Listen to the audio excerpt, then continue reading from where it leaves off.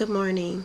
It is oh, it is Thursday, September 22nd, and I am doing this blog because I have witnessed something that I never thought I would witness in my 33 years. I went to the rally of Troy Davis on September 21st, 2011, to save his life from lethal injection. He was on death row for 16 years and in prison for 23 years for a crime he didn't commit. There was too much doubt in the case, and for me, I can honestly say that's not something I believe in, killing someone when you don't have absolute dire proof. It just doesn't make any sense. The emotions that I was feeling while I was there in Butt County, Jackson, Georgia, at the prison, rallying outside, was overwhelming, sometimes discouraging, and I at first didn't know if our voices were being heard. He was supposed to be put to rest at 7 p.m. Eastern Standard Time, and he was given more time, and there was an outroar of cries, praise, and cheer, but it was just a delay for the Supreme Court to tell us they weren't going to do anything further. This man been falsely accused of something at the age of 19. 9 witnesses put him there, and 7 out of the 9 had overturned what they said before, basically taking it back, that they were wrong, but he was still put to death. Another man died yesterday, September 21st, 2011, by lethal injection in Texas, a white supremacist, for killing a man by dragging him with his vehicle, decapitating him, killing him. And he admitted to doing it. Should he have died? I don't know.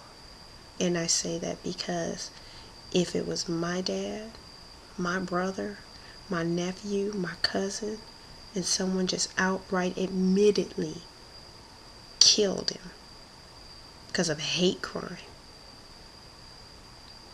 I don't know if I could have been as strong as that victim's family to petition to say, let this man live. But he did die. The death penalty in the state of Georgia has been around for a very long time. They are trying to outlaw the death penalty in all states and only have been able to do it in 4, from what I can recall. You have to forgive me, I'm working off very little sleep.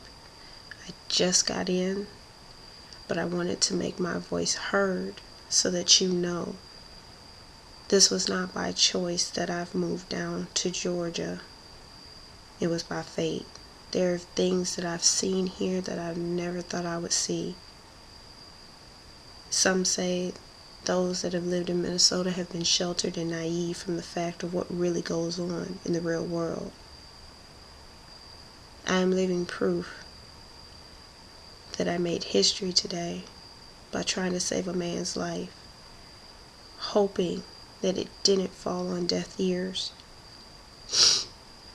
Also hoping that this can't happen again.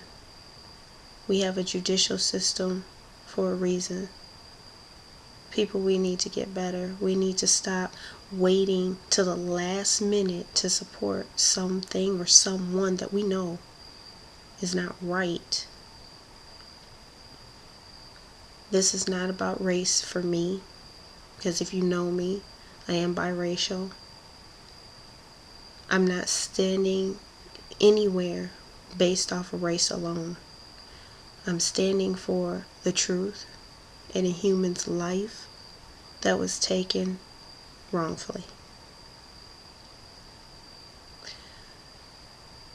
I wrote on my Facebook wall a scripture, very fitting, and I'll close with this because I know I can get long-winded. The Lord is slow to anger and great in power. The Lord will not leave the guilty unpunished. His way is in the whirlwind and the storm, and the clouds are the dust of his feet.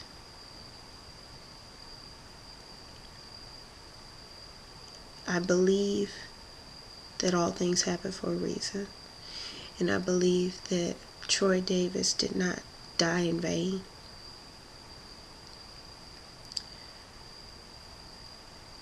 I spoke with his family, his nephew who never saw him outside of prison walls. His nephew was 17 years old, and it could have easily been him in that jail cell.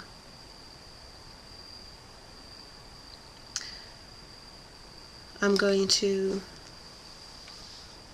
tell you that I would never want someone to be falsely accused of something and put to death for something that they didn't do. I'm sure there's some people out there that feel otherwise. But for me, my prayers, my heart goes out to the Davis family.